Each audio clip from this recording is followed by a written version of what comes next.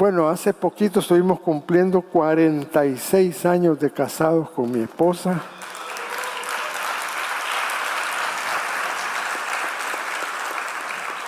Un aplauso para ella, ¿verdad? Por el aguante. Dije por el aguante y volteé a ver si decía amén, pero parece que no, ¿verdad? Y los hijos se unieron e hicieron la cabuda para pagarnos un viajecito de vacaciones a Miami.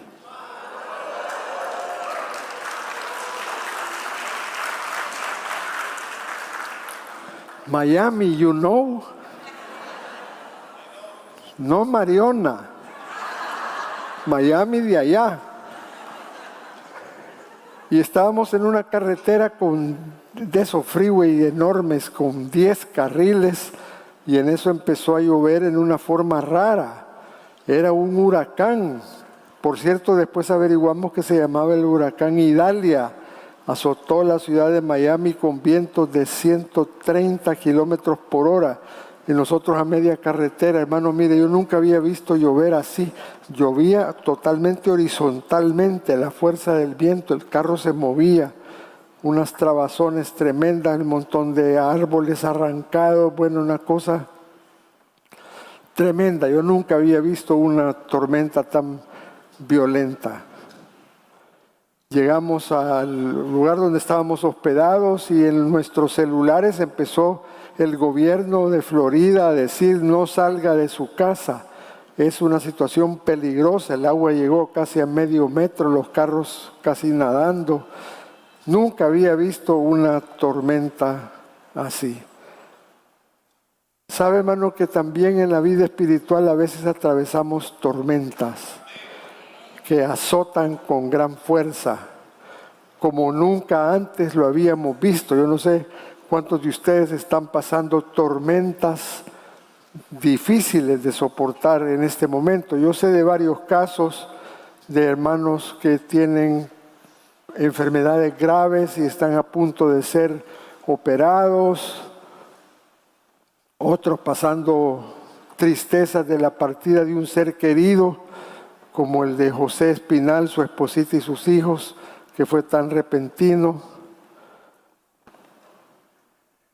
Madres viendo a sus hijos en terribles enfermedades prolongadas. Bueno, las pruebas a veces son tan terribles como una tormenta. Ese es mi título de esta mañana, atravesando las tormentas de la vida. Le vamos a dar algunas estrategias de cómo enfrentar las tormentas que usted está pasando. Hay gente que se desanima con las tormentas de la vida, se deprime, se entristece y hasta patean el alambre y en algún pecado que le sirve como de escape. Pero al estudio de este pasaje usted tendrá algunas ideas de cómo enfrentar las tormentas de la vida. Vamos a ocupar Juan 6, del 16 al 21. Y le quiero sugerir que vayamos uno cada uno y al final vamos a estudiar versículo por versículo. Comienza su servidor y ustedes siguen con el 17. Al anochecer descendieron sus discípulos al mar. Ustedes.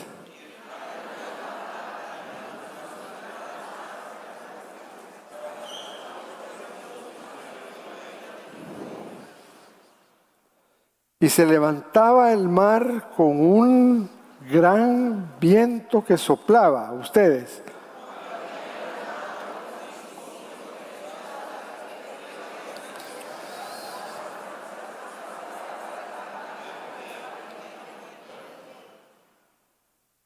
Mas él les dijo, ¿qué les dijo? Yo soy, no temáis. Ustedes, 21.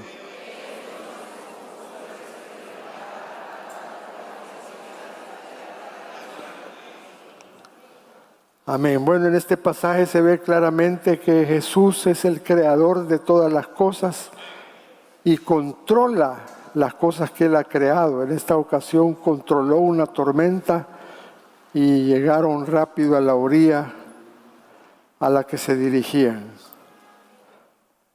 Vamos a ver un pequeño estudio de versículo por versículo y luego vemos las tres aplicaciones. Versículo 16 dice: al anochecer descendieron sus discípulos al mar. Jesús se quedó en las montañas. Acuérdense que lo que había venido hablando antes del pasaje era la multiplicación de los panes. Eso se llevó a cabo, ese milagro, en las montañas, en un monte muy alto.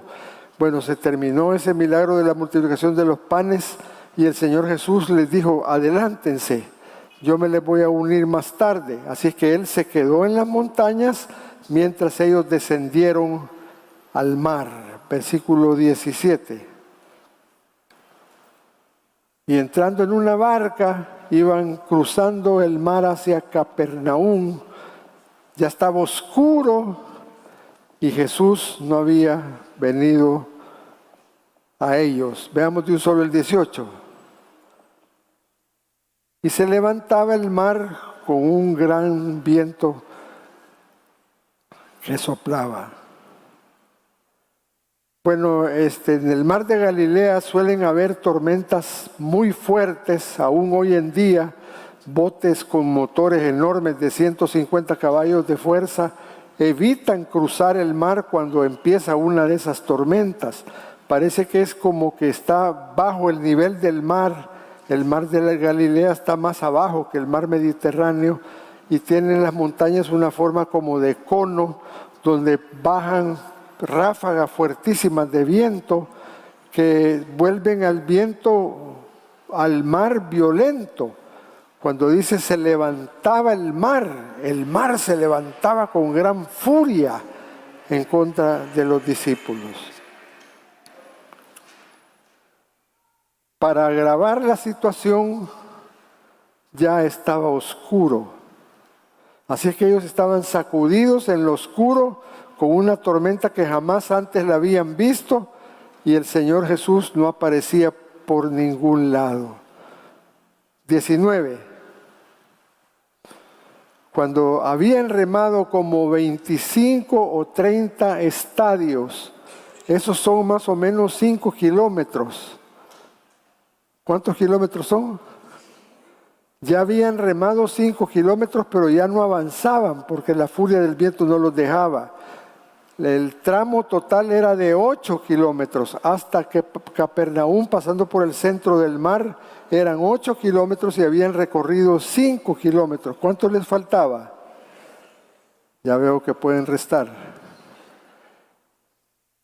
Cuando habían remado como 5 kilómetros, vieron a Jesús que andaba sobre el mar y se acercaba a la barca y tuvieron miedo. El original dice que se empanicaron, estaban con pánico. Pero en el 20 dice que el Señor los calmó, mas Él les dijo: yo soy, no temáis. El no temáis, el yo soy, no temáis, en el original dice: ya córtenla, dejen de estar totalmente sin fe, atrapados por el pánico. Basta ya. Te llevaba una connotación de regaño ese yo soy, no temáis, como diciendo: ¿qué les pasa? ¿Por qué están así de amedrentados? Dio la orden: no temáis. El 21. Ellos entonces con gusto, o sea, les pasó el miedo y con gusto le recibieron en la barca, la cual llegó enseguida a la tierra donde iban. Quisiera retroceder un poquito al versículo 17, por favorcito. Entrando en una barca, iban cruzando el mar hacia Capernaum y ya estaba oscuro. Y Jesús no había llegado a ellos. Esa frasecita, concéntrese por favor en esa frasecita última del parrafito este. Jesús no había venido a ellos. Eso da a entender que les había prometido Quizás en las montañas les dijo, adelántense, yo ya me les voy a unir, apenas se suban a la barca, yo voy a estar con ustedes. Les prometió que iba a venir y no se veía claro. Parece que había prometido unírseles diciéndoles, adelántense, yo me embarco con ustedes, al ratito llego. A ellos les parecía como que el Señor no iba a cumplir sus promesas. Eso les parecía. Eso es lo que produce el miedo y el pánico, ¿verdad? Como desconfianza si Dios va a cumplir o no va a cumplir. A veces así le pasa a uno, ¿verdad, hermanos? A veces así le pasa a uno. Viajando en lo oscuro, usted no sabe para dónde van las cosas. Y el Señor no cumple las promesas.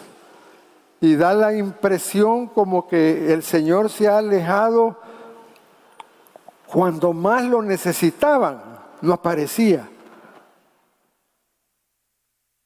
Vamos viajando en lo oscuro, en las tormentas de la vida. Pensamos que estamos solos. Óigame, usted no está solo en esa prueba. No está solo. Pronto va a ver al Señor Jesús aparecer en esto. Parece que estamos por nuestra propia cuenta en medio del problema. Jesús nos abandonó cuando más lo necesitábamos, pero en forma inesperada y a su tiempo, el Señor aparece en una forma inusual, caminando sobre el agua. Tan inusual era que se aterrorizaron. Así hace el Señor a veces, en una forma como usted no se imagina. Lo va a sacar adelante de esa tormenta que usted está pasando. Gracias por los amenes, porque si usted dice amén es porque está creyendo la palabra que se está dando. Estamos sorprendidos que en forma inesperada y a su tiempo viene a nosotros y cumple sus promesas. Justo cuando estaban a punto de tirar la toalla, aparece el Señor en una forma inusual. A veces lo va el Señor a obligar a llegar a un extremo que está a punto de tirar la toalla. Yo no sé cuántos de ustedes están a punto de tirar la toalla, viajando a oscuras. Si el Señor nos prometió, ¿y qué le pasó? ¿Por qué no aparece? Nos pasan cosas así. ¿Por qué hace el Señor eso? Bueno, quizás para que ejercitemos la fe, para crear en nosotros paciencia y saber esperar en Él. 3 aplicaciones rapiditas. Número 1, Jesús actuará a su tiempo y a su manera. A veces queremos que las cosas salgan como nosotros decimos, a su tiempo y a su manera.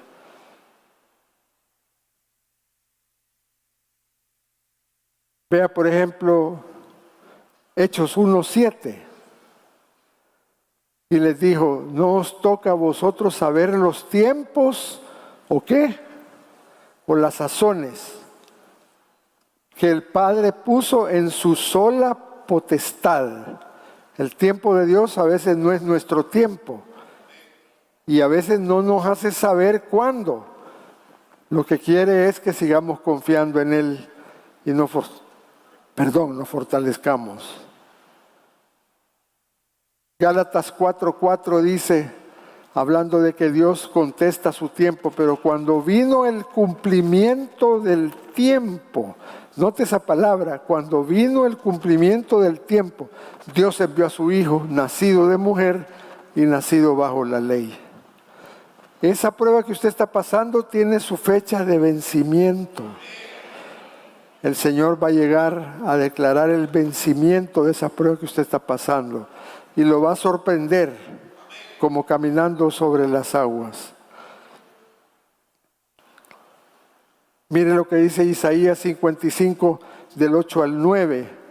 Este pasaje nos da a entender que Él tiene sus planes que a veces No los entendemos, queremos que los planes de nosotros sean los que se cumplen, pero Él tiene sus planes. Mis pensamientos no son vuestros pensamientos. La palabra fue traducida pensamientos, pero el original dice mis planes. Bien se podría leer este versículo, mis planes muchas veces no son sus planes, ni vuestros caminos, mis caminos, dijo Jehová. Versículo 9, como son más altos los cielos que la tierra, así son mis caminos más altos que vuestros caminos y mis pensamientos más que vuestros pensamientos. El Señor lo va a sorprender, porque lo que usted está esperando, el Señor le va a dar más que lo que usted está esperando. Y le va a hacer más que vencedor en la prueba que está pasando. Son superiores los planes de Él, los pensamientos y la forma de hacer las cosas. Superiores. Espere grandes cosas de parte del Señor. Él viene en su tiempo. ¿Se acuerdan cuando Lázaro estaba enfermo de gravedad? Y le mandaron a decir, urge que vengas, porque mi hermano se nos muere. Y dice la Escritura en un versículo rarísimo, cuando supo el Señor que Lázaro estaba enfermo, se quedó 2 días más, adrede, se tardó más. Y esperó que Lázaro se muriera para poder llegar. Él actúa en su tiempo. Esto está en Juan 11, del 5 al 6, si quiere le damos una miradita. Y amaba a Jesús, a Marta y a su hermana. Y a su hermana y a Lázaro. Los amaba. Cuando oyó pues que estaba enfermo, se quedó 2 días más en el lugar donde estaba. Permitiendo que se agravara, permitiendo que la prueba llegara a un extremo de morir, pero luego se glorificó resucitando a Lázaro. Así se va a glorificar el Señor con usted, con su problema que tiene. Se va a glorificar. Y usted y la gente que lo rodea se van a quedar con la boca abierta de ver la fidelidad, el poder y la capacidad del Señor. Y que nada más que el Señor le dé paciencia de saber esperar el tiempo de Él.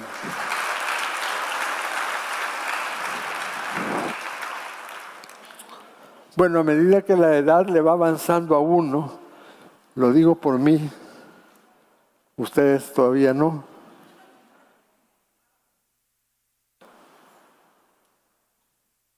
Los achaques apretan y uno se aflige. Así estábamos con mi esposa, aunque ella tiene 9 años menor que yo.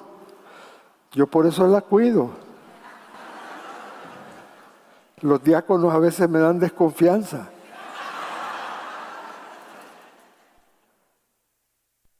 Dicen, este viejito ya no sopla. Cuidadito, papá.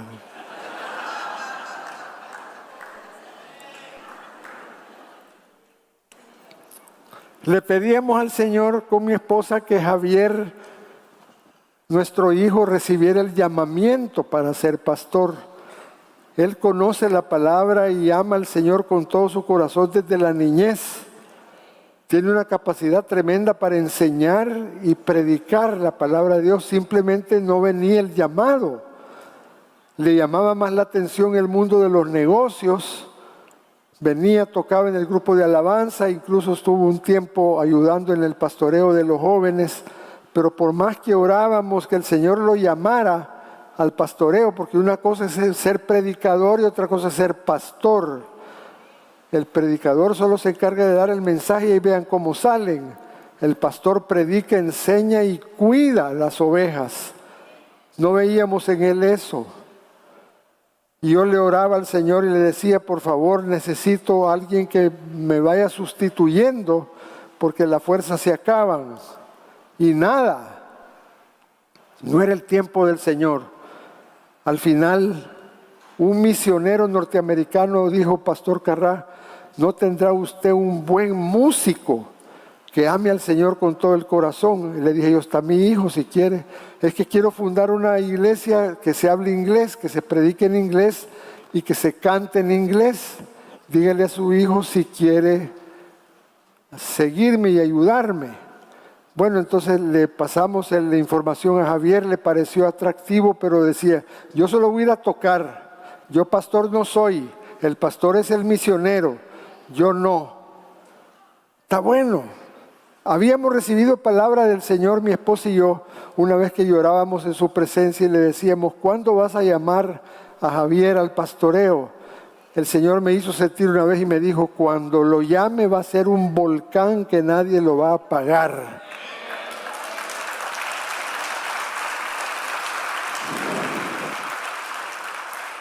Bueno, se fue con el gringo, fundaron la iglesia.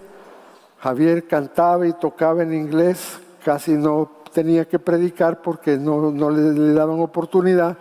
Y resulta que el gringo tiene un problema serio en Estados Unidos y le dice, Javier, hacete cargo de la iglesia como pastor porque yo me tengo que ir a Estados Unidos, tengo un problema serio y no sé en cuánto tiempo voy a volver.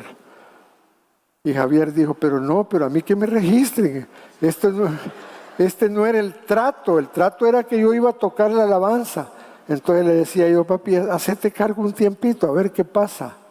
Y mire, hermano, poco a poco el Señor lo fue llamando. De un grupito de 20, 30 gringos, se hizo una iglesia como de 200 miembros. Y Javier recibió el llamado para ser pastor.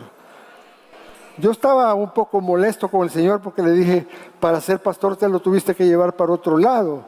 Seguimos orando y al fin él y sus ovejas sintieron de parte del Señor unirse a Cephal Church Central y llegó a ser entonces el pastor general.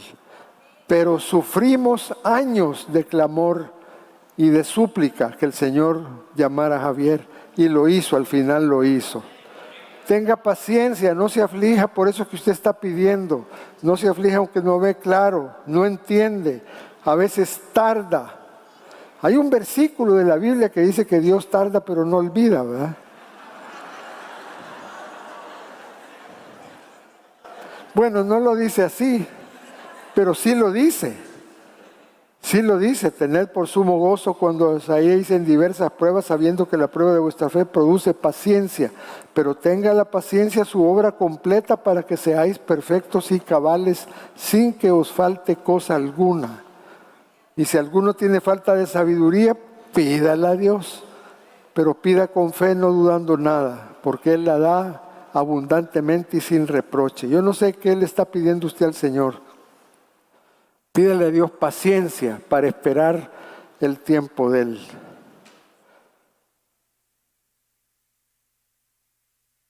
Bueno, Dios actuará a su tiempo y a su manera. Número 2, recuerde que Jesús es un Dios de milagros. Usted a veces analiza humanamente hablando el problema y propone soluciones, pero todos esos son esfuerzos humanos. Tenemos a un Cristo divino, creador de los cielos y de la tierra. ¿Acaso hay algo imposible para Él? Mire el versículo 21, el milagro que se dio no solo fue calmar la tormenta. Entonces con gusto le recibieron en la barca, la cual llegó enseguida. La palabra enseguida en el original griego es en un segundo. ¿Y cuánto le faltaba para llegar a la orilla? ¿Se acuerda que dijimos? Eran 8 kilómetros el tramo a Capernaum y ya habían recorrido 5. Faltaban 3 kilómetros de navegar. Claro, el agua ya tranquila porque calmó la tormenta, pero 3 kilómetros remando toma mucho más que un segundo. 3 kilómetros en un segundo. Eso, queridos hermanos, es humanamente imposible. ¿Sabe usted que 3 kilómetros por segundo son 3,000 metros por segundo? ¿Sabe usted que la velocidad del sonido son 300 metros por segundo? Por eso cuando usted ve un rayo, oye el sonido al ratito, porque el sonido viene más despacio. Después, primero llega la luz y después el sonido. El sonido está viajando a 300 metros por segundo, pero esa barca voló a 3,000 metros por segundo. Es decir, ningún bote moderno, ni que fuera propulsión a chorro, hubiera llegado tan rápido como llegó esa barca. Es un Dios de milagros. Si usted no le halla, ¿cómo le va a hacer el Señor para sacarlo del lío en que está, o de la enfermedad en que está, o del problema económico, o del problema familiar? Confíe en Jesús, que es un Dios de milagros. Aquí estamos hablando de un Dios de milagros, no un hombre como los pastores o los líderes. Somos humanos, no estamos limitados, pero Él es el creador de los cielos y de la tierra. Mi madrecita llegó a los 92 años. Esa es mi esperanza. Aunque a veces con los achaques duda uno si va a llegar el otro año, ¿verdad? Pero bueno, le habíamos puesto un motorista que andaba, ella en su Mercedes-Benz, que después me lo heredó. El Mercedes que usted me mira es año 77 y está nítido. Tiene una lámina gruesísima, no como los carros modernos que les hace así que el apachón de una vez. Una vez la andaba el motorista dando vueltas por ahí por la embajada americana en Santa Elena, cuando a mí me entró una gran angustia de orar por mi madre, que algo malo le pasaba. Bueno, no había celulares entonces. Después supimos, nos pusimos a orar con mi esposa, protégela, guárdala si algo le ha pasado. Después supimos que hicieron un alto repentino el motorista y un bus de la 101, de esas busetas, no bus completo grandote, sino de los medianos, no microbús, mucho más grande que un microbús, se fue a ensartar en la parte trasera del Mercedes. Gracias a Dios tenía cuellera y él sacudió, no le dañó el cuello. Pero lo milagroso fue esto, hermanos, que el bus quedó completamente destrozado de toda la trompa. Estoy hablando de la trompa del bus. Y al Mercedes no le pasó nada, absolutamente nada. Es un Dios de milagros. Atrévase a pedirle al Señor un milagro, porque Jesús es sobrenatural. No sé qué tormenta está atravesando, no sé en qué se ha estancado su vida, qué milagro necesita, pero el Señor hará milagros.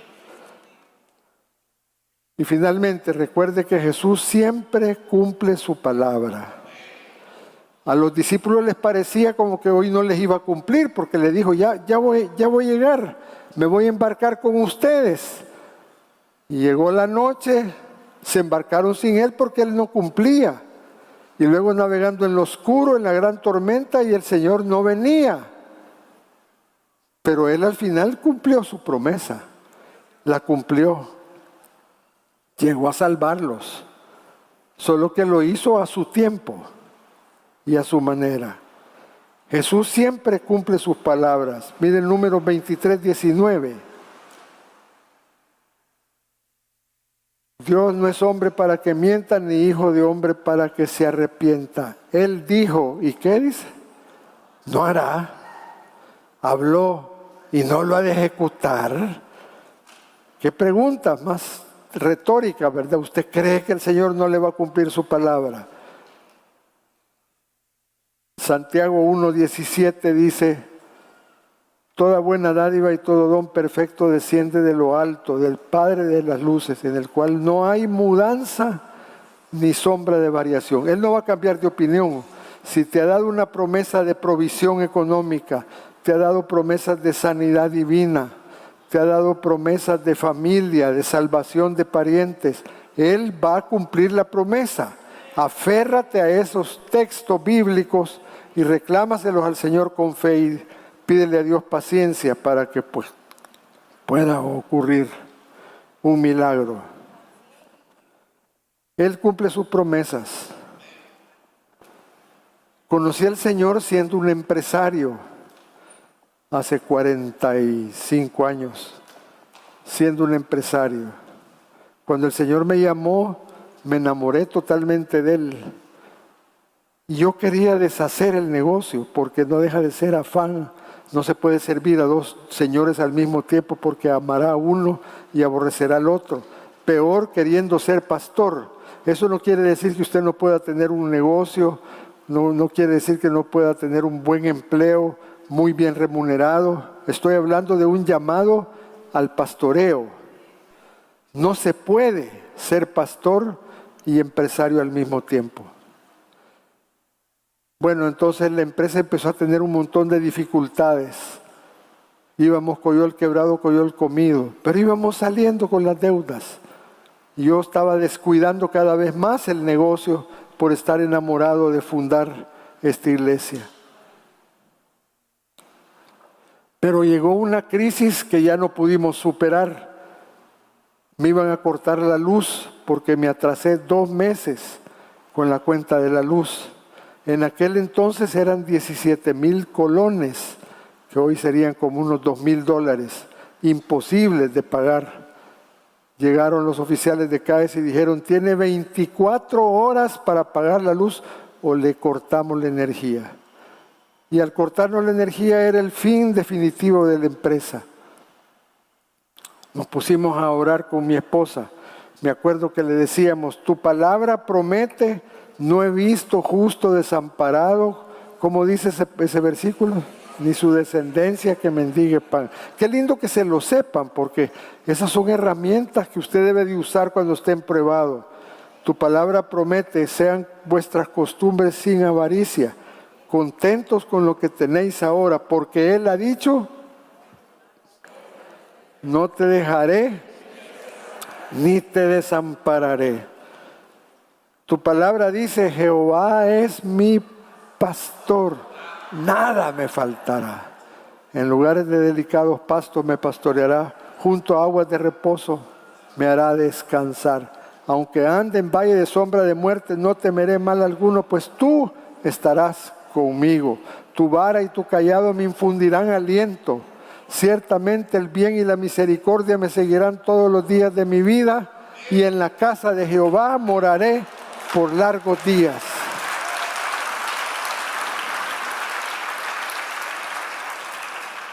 Orábamos con mi esposa en esa forma. Tú has prometido que nos ibas a suplir. Si nos cortan la luz, no voy a tener ni cómo seguir trabajando para pagar deudas, para pagarle a los empleados. Y mi hermano, entró un hermano que se congregaba con nosotros en ese entonces. Ahora él está pastoreando una filial de Cefad. Entró y dijo, hermano Carrá, el Señor me ha dicho que venga aquí a ponerme a la orden. No sé qué problema tiene usted, pero aquí estoy. Mire, hermano, le dije yo, lo que nos está pasando es esto y esto y esto. Ah, no se preocupe, me dijo. Yo dije, qué galán, me van a dar una ofrenda de 17,000 colones. No, pero el hermano no tenía dinero, solo me dijo, espérese, confíe en el Señor, yo ya sé cómo voy a hacer. Se fue a meter a CAES, tenía una palanca fuertísima en CAES y me dieron cuotas de radiola. 24 meses para pagar los 17,000 colones, quedó una cuota chiquita y el negocio se salvó y siguió adelante. Porque Dios es un Dios que cumple sus promesas. En forma extraña, a veces caminando sobre el agua. ¿Quién se iba a imaginar que así les iba a resolver el problema? Caminando sobre el agua, retrasado, porque los discípulos creían que iba a llegar inmediatamente a la par de la tempestad, pero al final se glorificó. Es importante que usted tenga versículos de la palabra de Dios que tienen que ver con el problema que usted tiene. Hay muchos versículos de sanidad divina. Sobre los enfermos impondrán sus manos, ¿y qué va a pasar? Los enfermos sanarán. Él mismo llevó nuestras enfermedades sobre el madero y llevó nuestros dolores, y por sus llagas, ¿qué dice? Fuimos todos sanados. Yo no sé si usted toma en serio la palabra de Dios o solo viene el domingo a que se la prediquen y luego ya se olvida. Tome en serio, son promesas que Él tarde o temprano la va a cumplir. Vale la pena confiar en el Señor Jesucristo.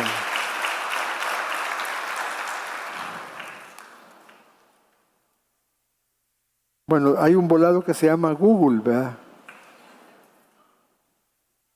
Aún en Google usted puede preguntar versículos de la Biblia que tienen que ver con miedo económico.